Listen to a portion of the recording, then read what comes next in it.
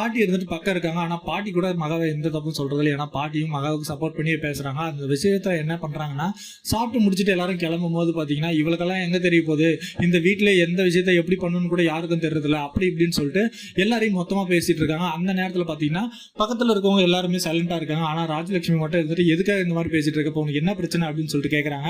கேட்ட உடனே பாத்தீங்கன்னா, உங்க மருமக பண்றதெல்லாம் கரெக்டா இருக்குங்களா, என்ன பண்ணிட்டு இருக்கா, அவ எங்க போறா என்ன பண்றா எதுவுமே தெரியறதில்ல, எங்கேயோ போயிட்டு காம்படிஷன் எல்லாம் கலந்துருக்கலாம் அப்படி இப்படின்னு சொல்லிட்டு கேட்கறாங்க. அந்த நேரத்தில் பார்த்தீங்கன்னா ராஜலட்சுமி இருந்துட்டு, அவள் எங்கே போனா உனக்கு என்ன, அவங்க வீட்டுக்காரர் கூட அவள் எங்கே போனா உனக்கு என்ன அப்படின்னு சொல்லிட்டு கேட்குறாங்க. உடனே பார்த்தீங்கன்னா, ஓ அப்படி ஆயிடுச்சா இப்போ அப்படின்னு சொல்லிட்டு சித்ரா இருந்துட்டு ரொம்ப கேவலமாக பேசுகிறாங்க. ஃபர்ஸ்ட் வந்து நீங்கள் ஃபர்ஸ்ட் ஒழுங்காக இருங்க, உங்கள் மருமகளை ஃபர்ஸ்ட் ஒழுங்காக பார்த்துக்கோங்க, அதுக்கப்புறமா நீங்கள் மற்றவங்களை பற்றிலாம் பேசலாம் அப்படின்னு சொல்லிட்டு மகா கேட்குறாங்க. உடனே பார்த்தீங்கன்னா சித்ரா கோவம் வந்துடுது.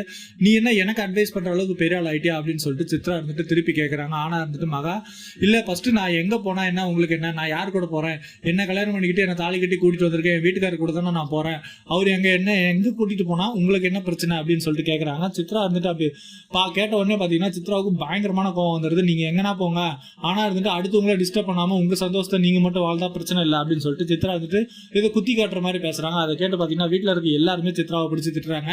அது மட்டும் இல்லாம பாத்தீங்களா அத்தை இப்ப எல்லாருமே எப்படி பேசுறாங்க அப்படின்னு சொல்லிட்டு கேட்கறாங்க. உடனே பாத்தீங்கன்னா பாண்டி இருந்துட்டு, அவங்க பேசுறதுல எந்த தப்புமே இல்லை, நீ தேவையில்லாத வார்த்தையெல்லாம் கொண்டு வந்து இங்க இறக்குறதுனாலதான் உனக்கு தேவையில்லாத வார்த்தையெல்லாம் கிடைக்குது, இதனால வந்து நீ தான் கஷ்டப்படணுமே தவிர மற்றவங்க கிட்ட வந்து நொந்துக்கிறது தப்பு அப்படின்னு சொல்லிட்டு பாட்டியும் சொல்லி மகாவுக்கு சப்போர்ட் பண்றாங்க.